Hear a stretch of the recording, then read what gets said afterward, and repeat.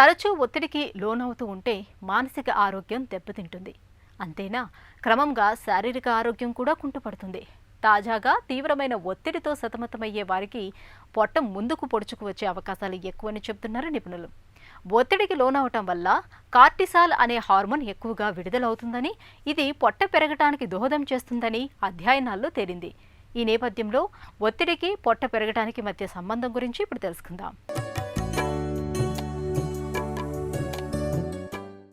మన శరీరంలో పొట్ట ఆరోగ్యానికి ఎంతో ప్రాధాన్యం ఉంది. పొట్ట పెరుగుదల భౌతిక రూపాన్ని మాత్రమే కాకుండా ఇతర అనారోగ్య సమస్యలకు దారి తీస్తుందనటంలో ఏమాత్రం సందేహం లేదు. పొట్ట అతి పెరుగుదలకు జంక్ ఫుడ్, క్యాలరీలు ఉన్న ఆహారాన్ని ఎక్కువ మోతాదులో తీసుకోవటమే కాక ఒత్తిడి కూడా ప్రధాన కారణమని తాజా అధ్యయనాల్లో వెల్లడైంది.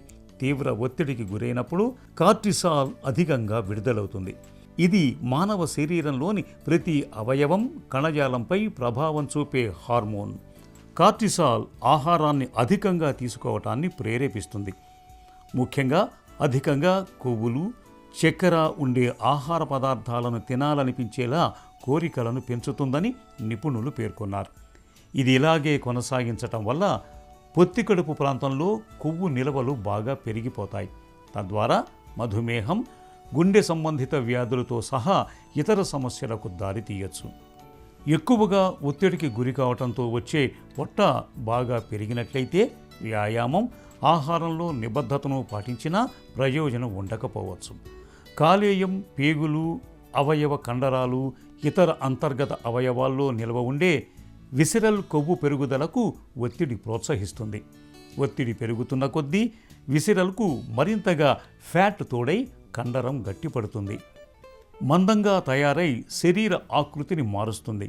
ఇది జీవక్రియలను ప్రభావితం చేయటమే కాకుండా అతిగా తినటం, నిద్రలేమి, ధూమపానం, మద్యపానం వంటి దురలవాట్లకు దారితీసే ప్రమాదం ఉంది.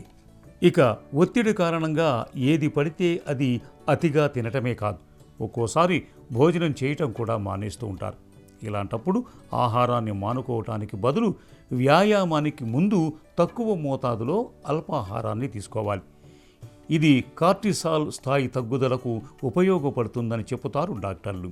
అలాగే డీహైడ్రేషన్ కూడా ఒత్తిడికి కారణం కావచ్చు. దీన్ని నియంత్రించాలంటే రోజుకు తగినంత నీరు తాగుతూ ఉండాలి. ఇది జీవక్రియ పనితీరుకు సహకరిస్తుంది. అధికంగా వ్యాయామం చేయటం కూడా కార్టిసాల్ పెరుగుదలకు కారణమవుతుంది. ఇది కొవ్వు కరగకుండా చేస్తుంది. కాబట్టి శరీరానికి అవసరమైనంత వరకు మాత్రమే వ్యాయామం చేయటం మేలు. అలాగే శరీరానికి తగినంత నిద్ర తప్పనిసరి. చాలినంత నిద్ర ఉండేలా చూసుకోవాలి.